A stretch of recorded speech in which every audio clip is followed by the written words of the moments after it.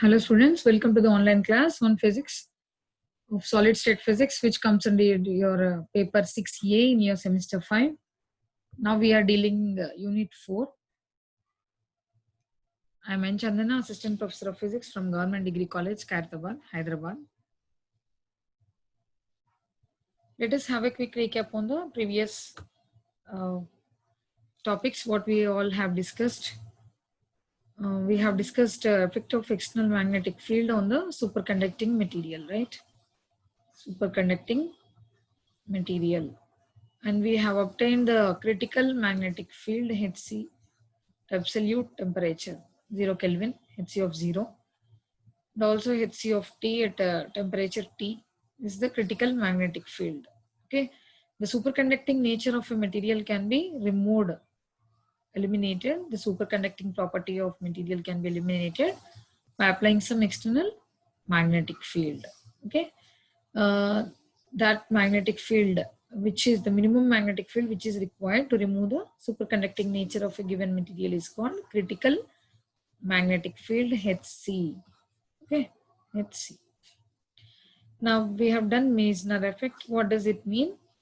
That when we cool the superconducting material to lower temperatures, lower temperature, when we cool down the superconducting material at a particular temperature, what happens?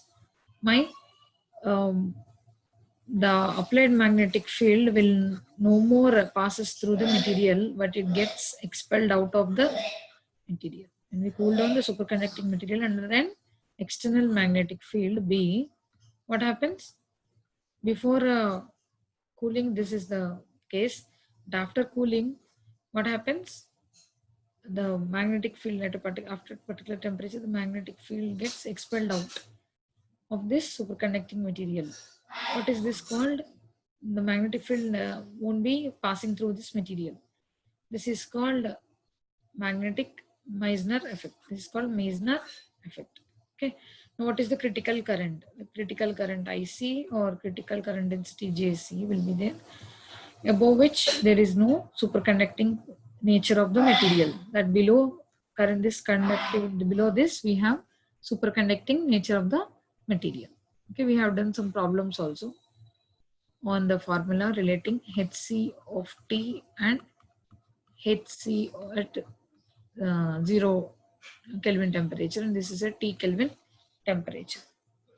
Okay, students. So next, let us see today's topics: type 1 and type 2 superconductors. Let us deal this type 1 and type 2 superconductors. Okay, type 1 and type 2 superconductors.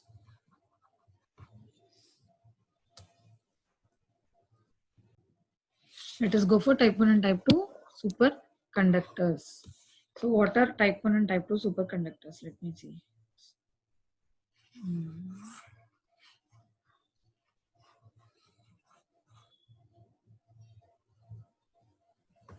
Based on the superconducting nature, we have type 1 superconductors and type 2 superconductors. This type 1 superconductors are called as soft superconductors, while type 2 are called as hard superconductors. Okay, let's see in type 1 superconductors, I will explain in detail now. Type 1 superconductors. Let us see type 1 superconductors.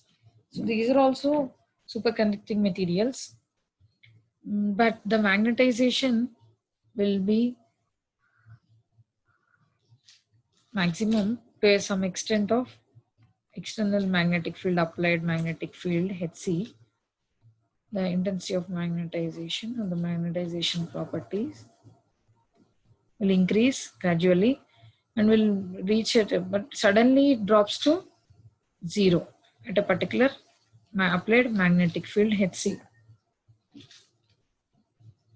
This applied magnetic field Hc is called critical magnetic field, as we all know. This is critical magnetic field. Okay, at a particular value, suddenly the intensity of magnetization of this material, superconducting material, becomes 0. This is called type 1 superconductor. In type 1 superconductor, this happens. They are called as soft superconductors, and also they exhibit very lower values of applied magnetic field. So they have very much lower values of magnetic field Hc. Okay, the intensity of magnetization is also very low. 10 is very low.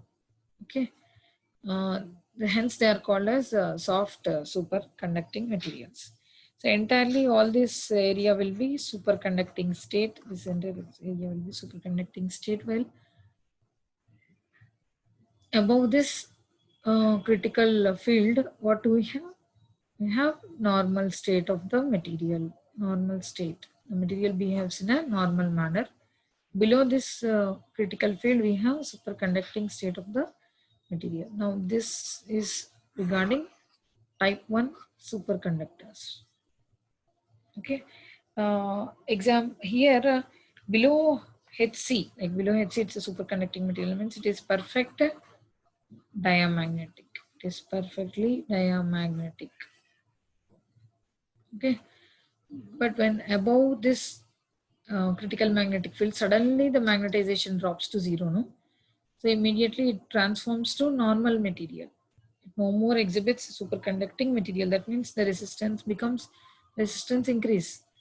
But here when it is in superconducting state, it is perfectly diamagnetic, and there the resistance is equal to 0. Okay. Now in this state where in this superconducting state, here what happens? The magnetic flux penetrates through the superconductor, as I have explained you. That is Meissner effect. Magnetic field penetrates through the superconductor. Okay, examples are aluminium, lead. Okay, aluminium, lead, and indium also is an example for superconductors. So aluminium, lead, and indium are the examples of type 1 superconductors. They are soft superconducting materials. Okay. Now here what happens? Here this loses the superconducting nature. Here this is normal state, and below Hc it is a superconducting state. Okay. Now this is type 1 superconductor. Examples are aluminium, lead, and indium. Okay. Now let us go for type 2. So type 2 is a little bit different from type 1. In type 2, what do we have is, we have two critical fields, Hc1 and Hc2. Again, we'll see the intensity of magnetization with applied magnetic field. Let's see. This is magnetization. Okay, on the axis, what happens is, same thing happens. Here the magnetization increases abruptly. And what happens is here, it doesn't come 0, but it attains slowly, it comes to 0 here. Here where there are two critical temperatures, Hc1 and Hc2. Here this is entirely superconducting state. This is a superconducting state. But here it is superconducting state, but here it has mixed state. Mixed state. Here this is entirely superconducting state. Here the Meissner effect exists. That is from 0 to critical field Hc1. Till Hc1 it exhibits superconducting state and it acts as a type 1 superconductor. Okay, that means Meissner effect is possible. Meissner effect is applicable and it is possible here. And below Hc1 it exhibits superconducting state where the resistance is 0. Okay, but after exceeding Hc1, what happens is, from Hc1 to Hc2, when we increase the field from Hc1 to Hc2, at Hc1 suddenly what happens? Slowly this intensity of magnetization becomes 0. Okay, here till Hc1 it is a perfectly diamagnetic substance, as we have discussed in type 1 superconductors. But here in type 2, till Hc1 it is the perfectly diamagnetic. From Hc1 to Hc2 it is not a perfectly diamagnetic, but exhibits mixed state. What is that? Because slowly my material, if my material is this one, slowly some boundaries are formed. Some boundaries are formed. Okay, boundaries are formed. If this is my superconducting state, this is my superconducting state, this is my superconducting state. But it between, if you observe, this is a line where what is happening here, some tunnels are formed. Tunnels are formed here. This is also a tunnel, and these are superconducting states. Okay, conducting states.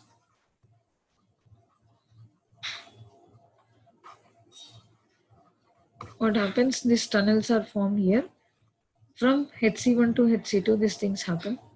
Slowly, these tunnels will vanish, and they also, sorry, the superconducting states will vanish, and they also become like this. These tunnels are nothing but they are going to have normal state. They're going to have normal state here. So normal state.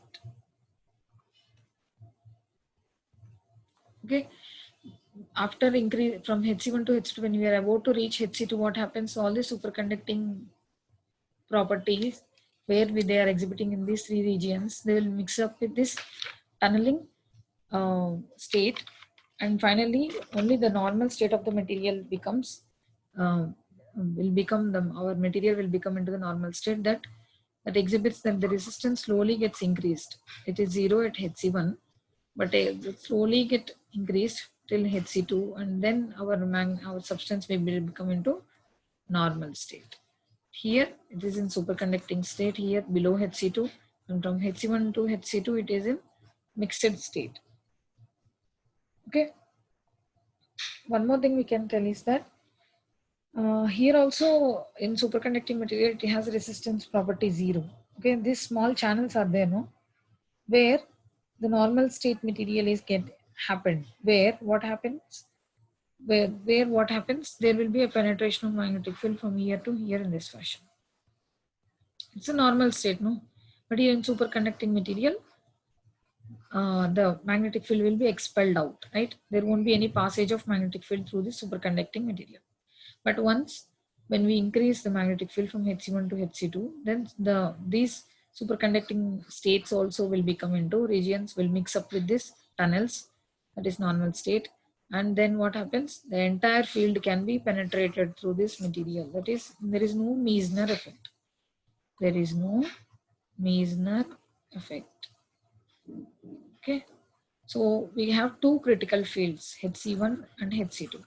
Hence here we have higher magnetic fields are possible. High intensity of magnetization is possible for type 2 superconducting materials. Type 2 superconducting materials. Okay. So these materials can work as superconducting materials in higher magnetic fields. Higher magnetic fields. Okay. So examples are alloys. Here, alloys like lead, lead and indium, mixed alloys. Okay, lead, indium, mixed alloys. But where type 1 superconductor, we have aluminium, lead and indium. Okay, individually they're not alloys, they're individual elements. Here type 2 we have alloys. Okay, so let us write a clear difference between type 1 superconductors and type 2 superconductors. So in type 1, what do we have? In type 1 superconductors are called soft superconductors. They are called hard superconductors.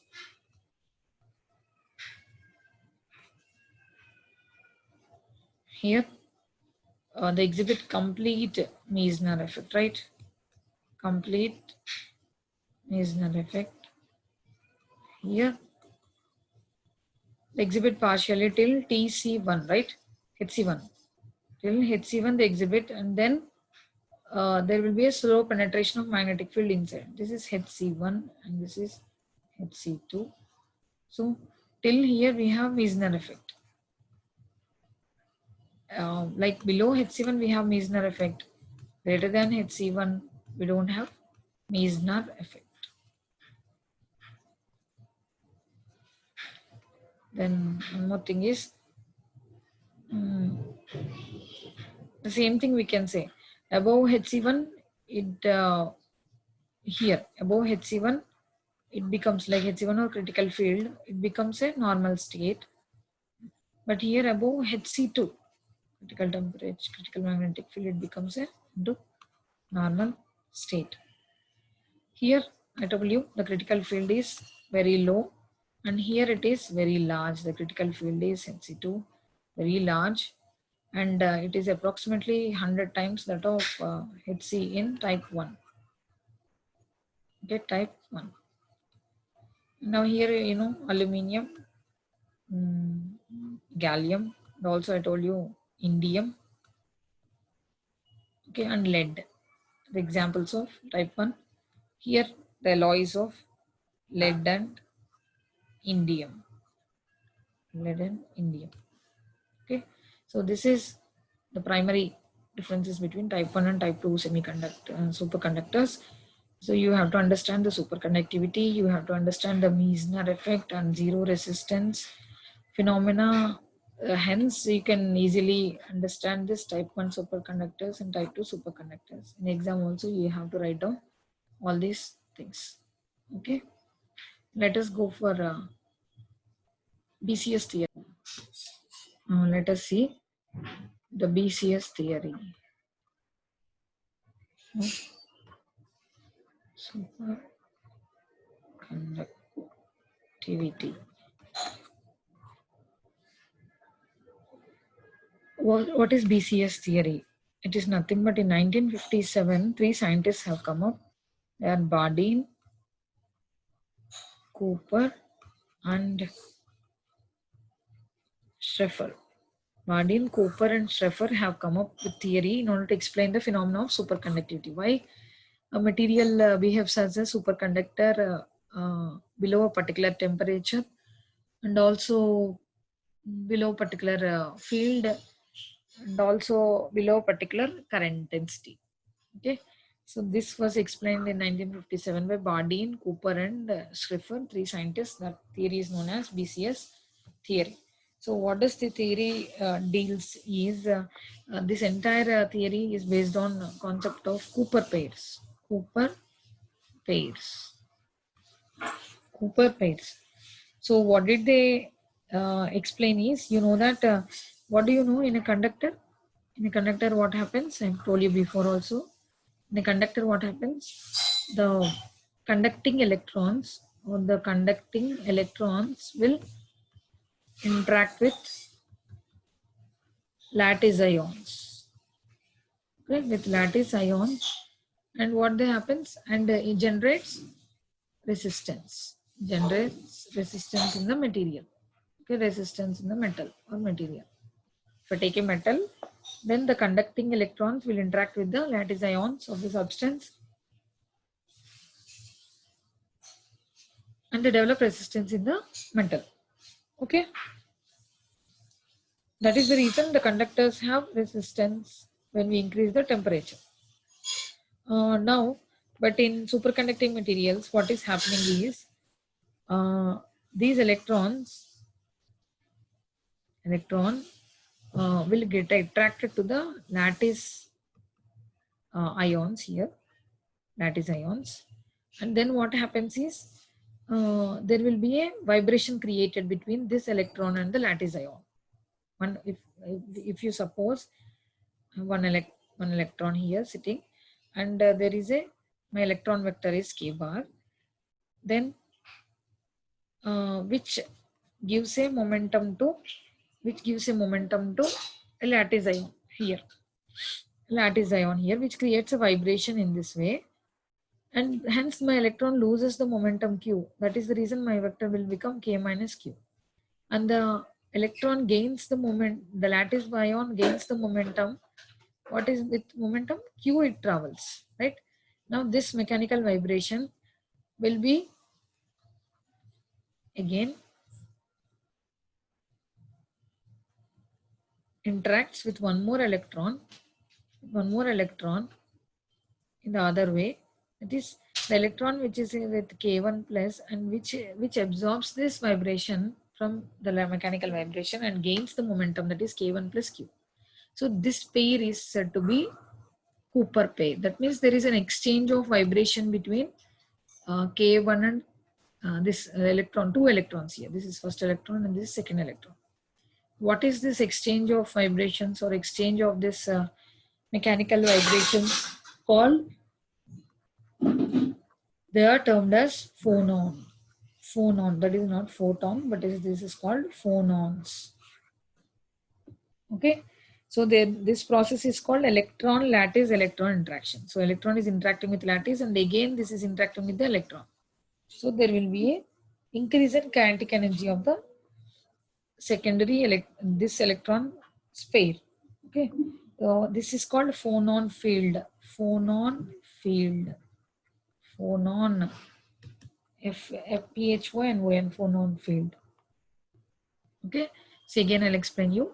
See, when electron with vector k bar interacts with the lattice ions, then it distorts the lattice, where the lattice ion will gain the momentum of q, while the electron loses its momentum by k minus q, right?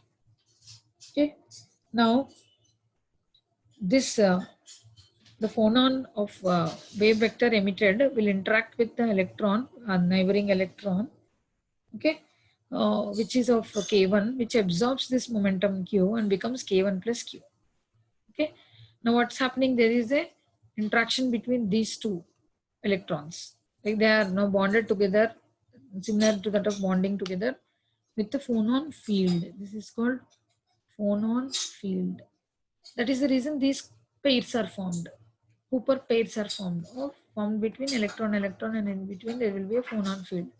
These pairs will move inside the superconducting material, so the material, without any interruption or without any collisions with the other lattice ions.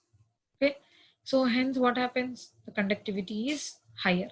The conductivity is very high, and hence zero resistance will be there. Zero resistance. That means it exhibits superconducting state. Okay, superconducting state. Here this Cooper pair won't exchange energy with the lattice ions, as I told you. Hence this exhibits superconducting state. Okay, when the pair of electrons flow in the form of Cooper pair, they do not encounter any scattering. They do not encounter any scattering or any collision inside the material. Hence, which leads to the infinite conductivity.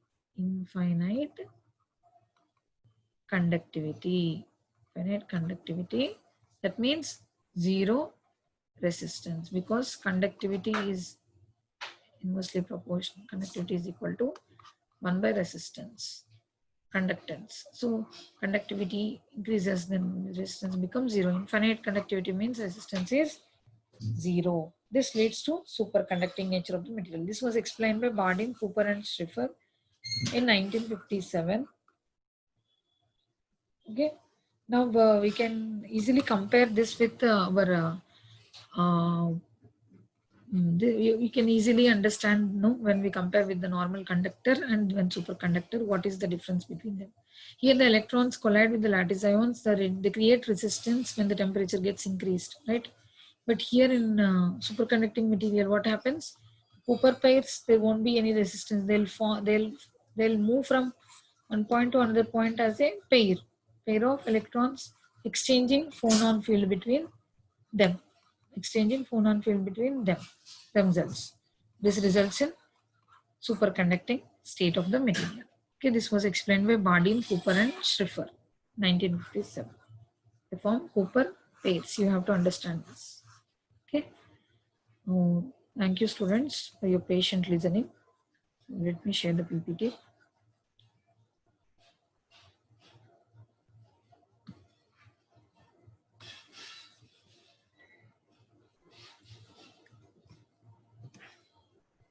So today we have done type 1 and type 2. So type 1 are soft, type 2 are hard. Here, complete Meissner effect. Here we have two critical fields, Hc1 and Hc2. Below Hc1, it exhibits Meissner effect and it behaves as superconductor. But after Hc1 to Hc2, that is a mixed state. And above Hc2, this is a normal state. Okay. Here in mixed state, we have half superconducting state and some tunnels where the magnetic field will be coming directly flowing through that. Now this is a normal state. Okay. Now we have differences here. They are aluminium, gallium, indium, okay, and lead. Here we have alloys of lead and indium. We have as a type 2 superconducting material examples. Okay. BCS theory, they have given Bardeen, Cooper and Schrieffer, they have given in 1957. Theory on superconductivity, and what happens inside a superconducting material, which leads to a zero resistance and infinite conductivity. They form Cooper pairs. Cooper pairs. That means these electrons will interact with the lattice ions, and it loses a momentum, and which in turn gains the momentum of the phonons, the lattice ions, and hence a phonon, a mechanical vibration is created. This vibration will travel and impart the momentum to the another electron, and hence it gains a momentum. So that is k1 plus q. This vector is k1 bar, and if this is k, then what happens? It loses its momentum as it is imparting it to the other electron, k minus q, to the lattice vibrations of the ions. These lattice vibrations of the ions is called nothing but phonon. Phonon, PHO, and when exchanging of phonon between two electrons is resulting in Cooper pairs. Okay, students. So thank you so much. In the next class, we will go for high temperature superconductors and examples of superconducting materials. Okay, and then let us revise again all the topics. Okay. So thank you so much, students, for your patient listening. All the best.